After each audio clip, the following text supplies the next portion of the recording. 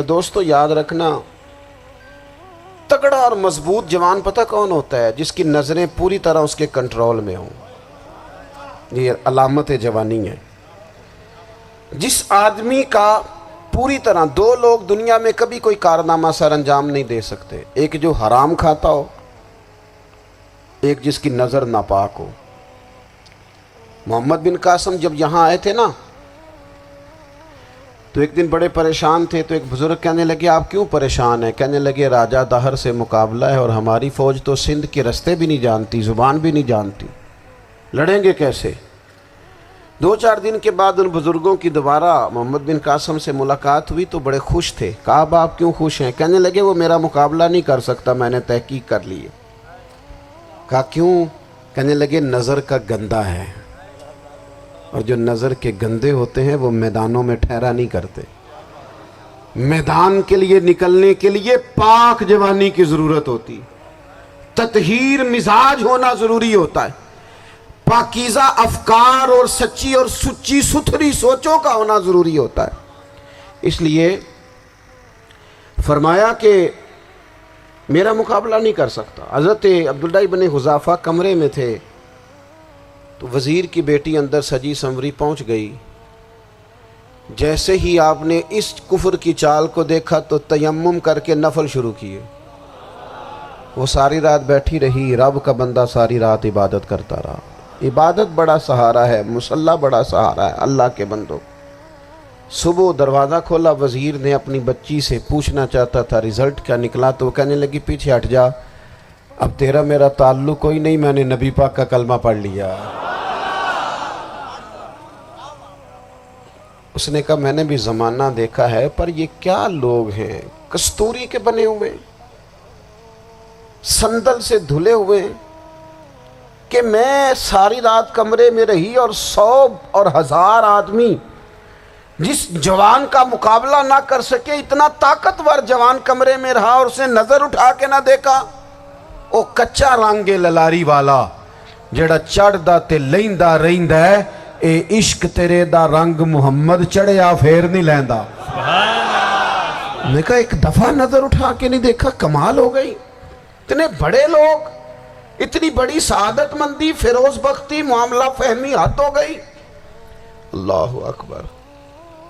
دوستو بادشاہ جب پوری طرح ہار گیا نا، اس نے کہا مار دو۔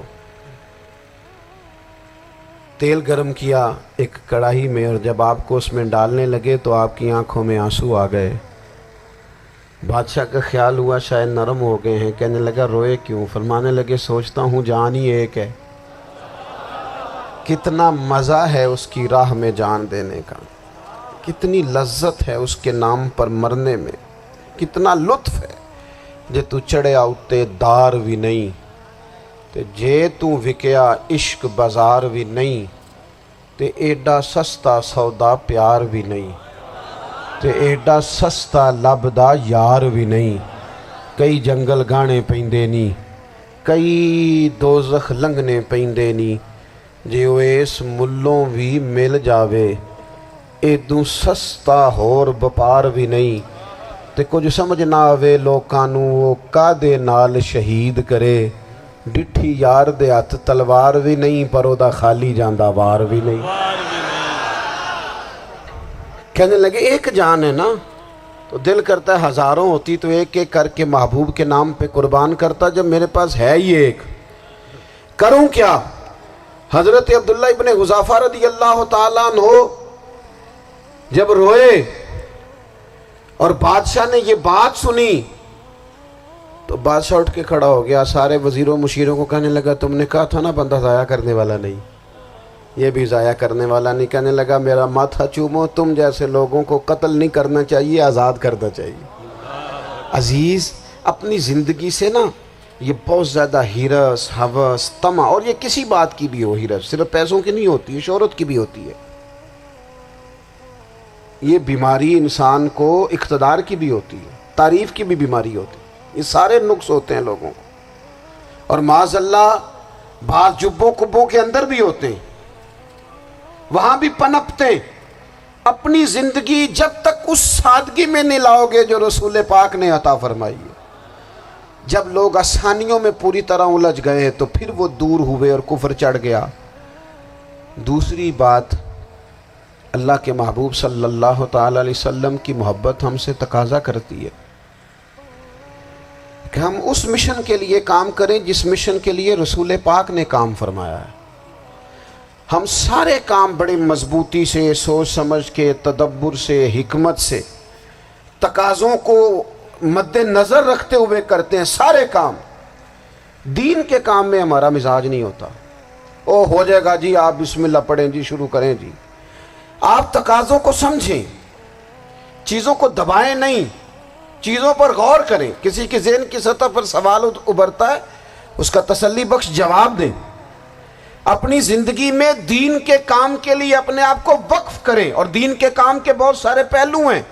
ہزاروں لوگوں کو قرآن پاک ٹھیک پڑھنا نہیں آتا، ہزارہا لوگ ہیں جو قرآن مجید کے مطالب سے آگاہ نہیں ہیں،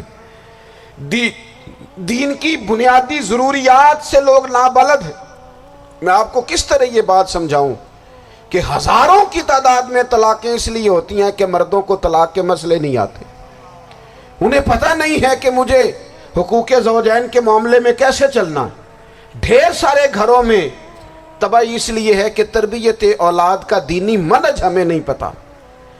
اپنا حصہ ملائیں دین کے کام میں۔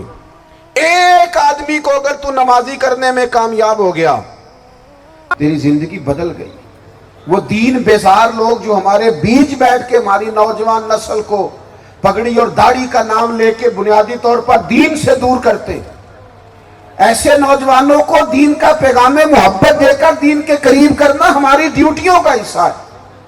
ہمیں ذمہ داری کا احساس کرنا پڑے گا، ہمیں یہ خاص قدم اٹھانا پڑے گا، توجہ دینی پڑے گی۔ مساجد، مدارس، میں آپ سے عرض کروں، اتنی ڈٹ کے مخالفت ہوتی ہے نا مدرسوں کی، اتنی ڈٹ کے۔ میں ادارہ چلاتا ہوں، اس کے چلانے میں جو مشکلات ہیں وہ تو ہم بتا نہیں سکتے آپ کو، اس لیے کہ میری قوم، میرا اس قوم سے تعلق ہے جو نعت خواں امیر کرنا چاہتی ہے، مدرسے نہیں۔ ہاں، نقیب خطیب پیدا کرنا چاہتی ہے، شعر و شاعری کی زندگی کو پروان چڑھانا چاہتی ہے۔ فقط ہمارا ان لوگوں سے تعلق ہے جو لاکھوں کروڑوں روپیہ محافل پہ لگائیں گے، اور قاری صاحب بیچارے اگر مسجد کا کوئی ہونے والا کام کسی وقت بتا دیں گے تو وہ بڑی مشکل آ جائے گی ان کے لیے۔ یہ کیسے ہو سکتا ہے، آپ نے یہ ڈیوٹی بتا دی۔ مدارس، اور جتنا اہم رول دین کو پھیلانے میں مدارس اسلامیہ کا ہے، اتنی زبردست، لوگوں کا خیال ہوتا ہے میری طرح کے لوگ شاید کام کرتے ہیں، ڈیوٹی کرتے ہیں۔